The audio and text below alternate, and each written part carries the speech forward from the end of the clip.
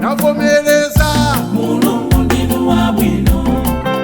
Navomereza Mulungu ndinu wabwino.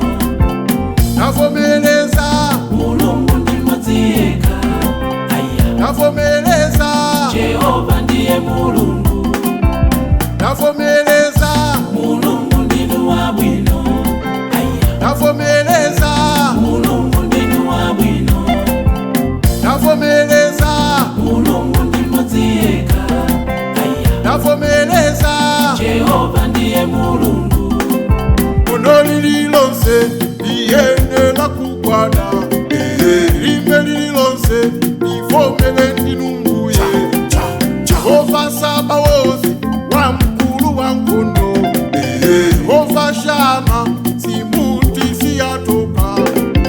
Ono lililonse liyenera kugwana, limbe lililonse livomere ndinu Mbuye. Yehova Sabaothi wamkulu wa nkhondo, Yehova Shama simuti siyatopa. Navomereza Mulungu ndinu wabwino. Navomereza Mulungu ndinu wabwino. Navomereza Mulungu ndi mmodzi yekha. Navomereza Jehova ndiye Mulungu. Navomereza Mulungu ndinu wabwino. Navomereza Mulungu ndinu wabwino. Navomereza Mulungu ndi mmodzi yekha. Navomereza Jehova ndiye Mulungu.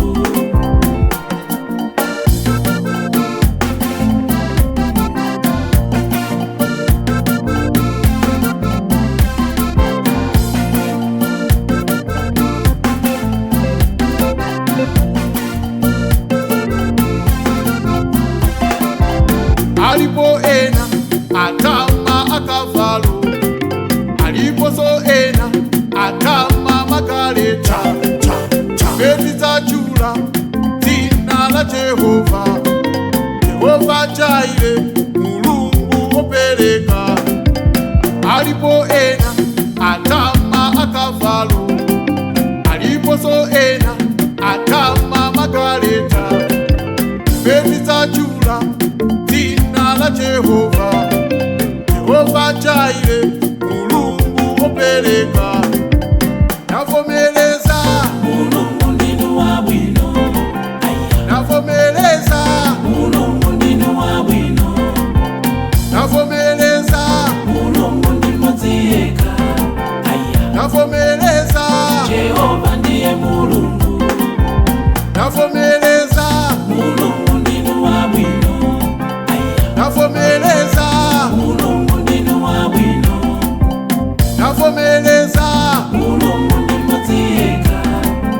Navomereza Jehova ndiye Mulungu. Igamale Nkosi